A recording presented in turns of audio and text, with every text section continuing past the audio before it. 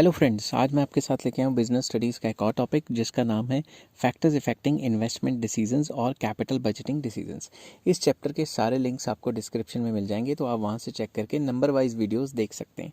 चलिए शुरू करते हैं। ऐसे कौन से फैक्टर्स हैं जो इन्वेस्टमेंट डिसीजंस और कैपिटल बजटिंग डिसीजंस को असर डालते हैं? तो सबसे पहला पॉइंट आ जाता है cash flow of the project, कि प्रोजेक्ट से कैश फ्लो कितना आना है।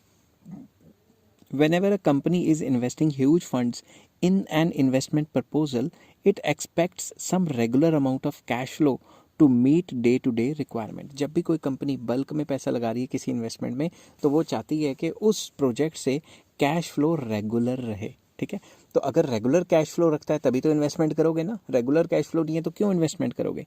The amount of cash flow an investment proposal will be able to generate must be assessed properly before investing in the proposal.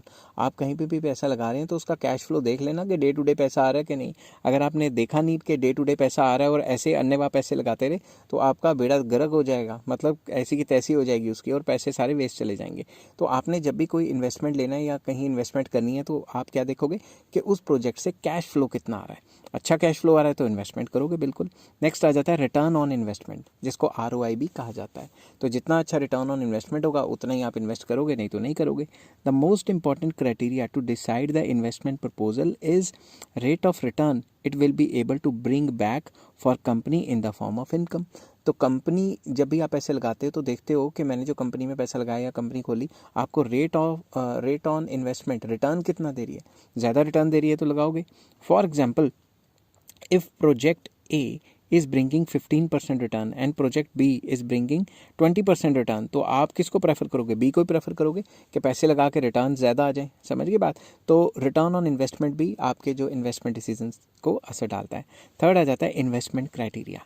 इसके अंदर है the decision to invest in a particular project involve the number of calculations regarding the amount of investment, interest rate and rate of return. तो जब भी आप कहीं पैसा लगाते हो तो आपको कई टाइप की कैलकुलेशंस करनी पड़ जाती हैं। जो फाइनेंशियल मैनेजर्स होते हैं, कौन कौन सी कैलकुलेशन के कितना इन्वेस्टमेंट करना है, हमें रेट ऑफ इंटरेस्ट कितना होगा, ठीक है, इंटरेस्ट रेट कितना होगा अगर हमने लोन लिया, तो रेट ऑफ रिटर्न हमें रिटर्न कितना मिलेगा, ये सारी कैलकुलेशन करनी पड़ती है।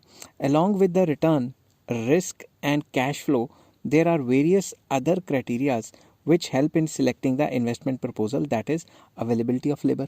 आपने कंपनी तो खोल ली मगर उस कंपनी के लिए लेबर ही अवेलेबल नहीं हो रहा, ठीक है, टेक्नोलॉजी ही अवेलेबल नहीं हो रही, इनपुट्स ही अवेलेबल नहीं हो रहे, या मशीनरी कहीं है कहीं नहीं मिल रही।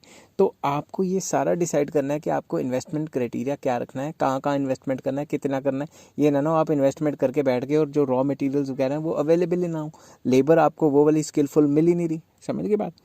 आई होप ये वीडियो आपको पसंद आई होगी। ये तीनों चीज़ें आप दिमाग में रखोगे वाइल डिसाइडिंग कि आपको इन्वेस्टमेंट करनी है कि नहीं करनी। अगर ये वीडियो आपको पसंद आई है तो please like, share and subscribe. Next video में मैं लेके आऊँगा financing decisions. Till then take care, have a nice day.